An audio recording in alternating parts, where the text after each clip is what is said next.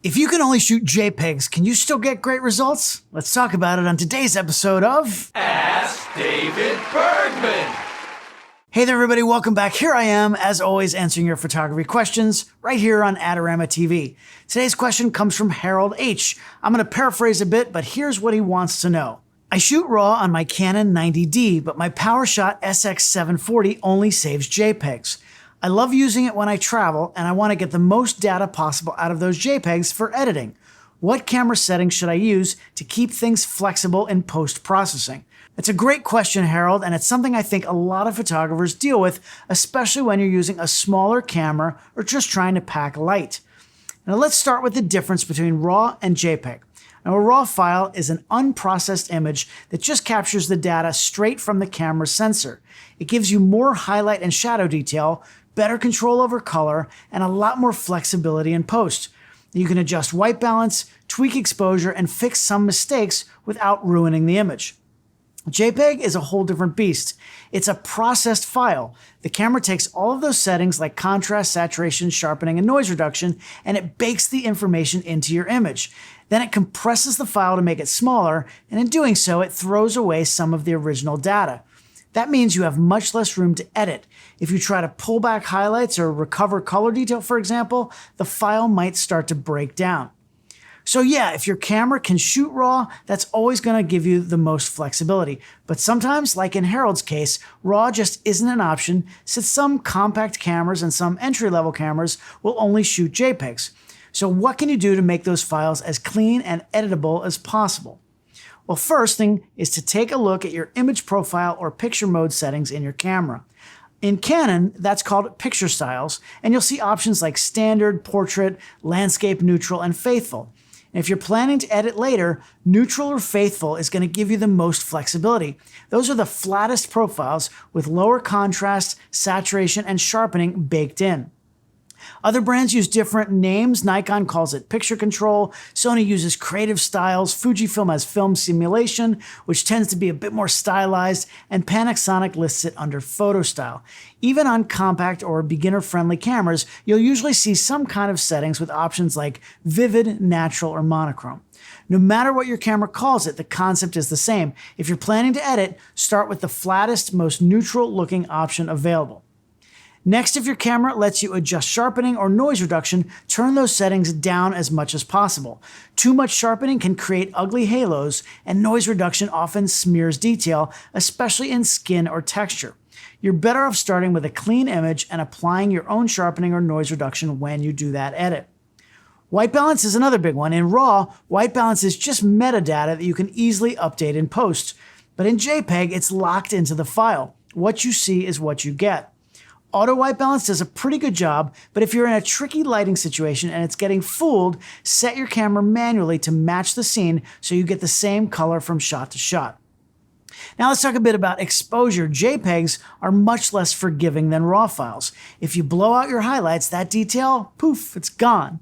So keep an eye on your histogram and try not to clip those bright areas unless you really want to. Some cameras have highlight warnings or the little blinkies that you can turn on to help you avoid overexposure. If you're not sure, it's usually safer to slightly underexpose and bring up the shadows later. You might also have a JPEG quality setting in your camera. It could be a number like 1 to 10 or something more simple like fine or super fine. It's best to choose the highest quality, which would be 8 to 10 or super fine. That gives you the least compression, which means fewer visible artifacts in those JPEGs. And finally, there's color space. Your camera might give you the choice between sRGB and Adobe RGB. Now, this is where I might differ from common wisdom in the photo world, where most people would tell you to always shoot Adobe RGB. Yes, technically, that gives you a wider range of colors, but most screens, websites, and printers that we use all are in sRGB. If you shoot in Adobe RGB and don't manage your color workflow properly, your colors might look off. So in most cases, I recommend people just leaving it on sRGB and you'll be fine. Hey, before I go on, if you're getting something out of these videos, take a second and hit that like button. And if you're not already subscribed to the Adorama YouTube channel, go ahead and do that. It really does help us out and lets us keep producing free educational content for you every week. And if you've got a photography question of your own, you know what to do. Just go to askdavidbergman.com, fill out the form on that site, and I just might pick your question and answer right here on a future show. So now Harold said that he uses his Canon point and shoot when he travels, and I totally get that. The SX740, it's a great pocketable camera that's perfect when you don't want to bring out the big bodies and lenses like on vacation. But yes, it only shoots JPEGs. I still prefer to shoot RAW whenever possible, so what I did is I picked up a Canon R50 and the RF 16mm f2.8 lens. That combo is small, lightweight, and affordable, but it still gives me the same great Canon autofocus that I'm used to, and it shoots RAW. So I can travel light without giving up that editing flexibility.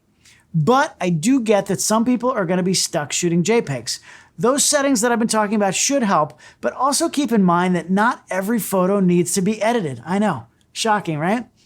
If you're just shooting casual snapshots on vacation or just documenting everyday life, there's really no reason to stress over all of this, and you can just ignore everything that I said. If you want rich colors, set your picture style to vivid. If you like crisp digital looks, then turn up the sharpening. The idea is to dial in the look that you want in camera so the image is done the moment you press the shutter. Don't let them tell you otherwise. There's absolutely nothing wrong with that. Not every image has to be technically perfect. Sometimes you just want to capture a moment, enjoy the experience, and move on. That's really what photography is all about, right? So to sum it all up here, if you're shooting JPEG and you plan to edit later, give yourself the best starting point. Use a flat picture style like neutral, reduce sharpening and noise reduction, set a consistent white balance if needed, watch your exposure, and stick with sRGB. But if you're just shooting for fun and don't plan to edit, forget all of that and use the camera to get the look you want right in the moment. Let me know in the comments if you're shooting JPEGs and if you've figured out ways to get more out of them. I'd love to hear how you're making it work. And if you really want to get into the weeds on this stuff, I did a video recently comparing RAW and compressed RAW files, those CRAW files. You might be surprised by the results. Thanks so much for watching Adorama TV, and I'll see you next time right here on Ask David Bergman.